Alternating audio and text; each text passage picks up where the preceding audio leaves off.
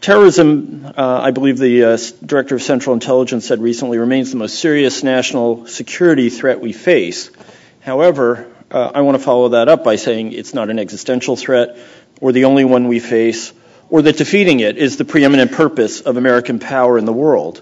And so I think one of the first conclusions we would come to is that the United States needs, and it is high time for this, a shift away from a foreign and security policy that makes counterterrorism the prism through which everything is evaluated and decided.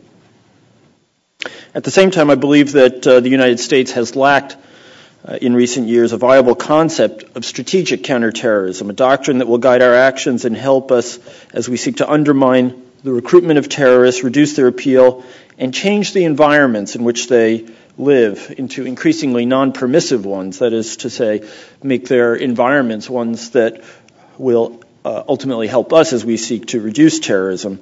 And we have also lacked a strategy that I think really fits well into a larger global strategy.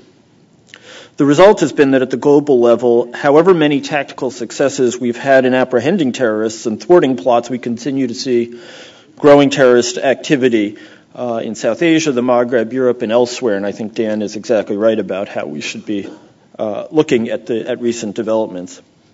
Now, one thing I don't want to suggest is that we should in any way scant our tactical counterterrorism efforts. The business of catching terrorists and stopping their conspiracies has to go on. No strategy will be a substitute for that. But there's also no substitute for a long-term strategy. And I believe that one key reason that we've had the problems that we have had at the strategic level is that we as a nation have not sufficiently recognized that the threat that we face from the radicalismist challenge is one of narrative. When bin Laden talks to his audience, and his audience is principally Muslim, he talks about the United States and the West as being a predatory power that seeks to occupy Muslim countries, destroy their religion, destroy the Islamic religion, and steal those countries' wealth.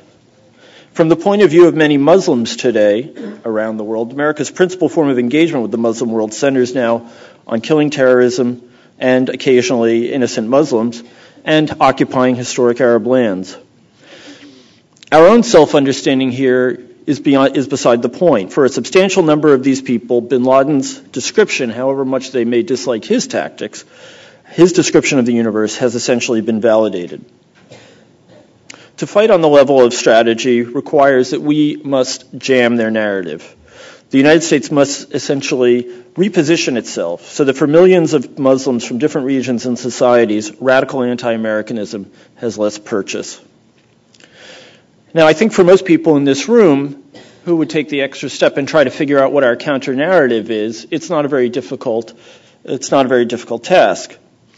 I would put it this way. The U.S. is a benign power that seeks to help those who wish to modernize their societies, improve their conditions, participate in the global economy, and create a better future for their children.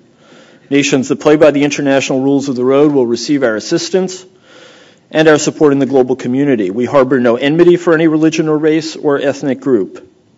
We recognize that our future depends in no small measure on continuing improvements in conditions around the globe.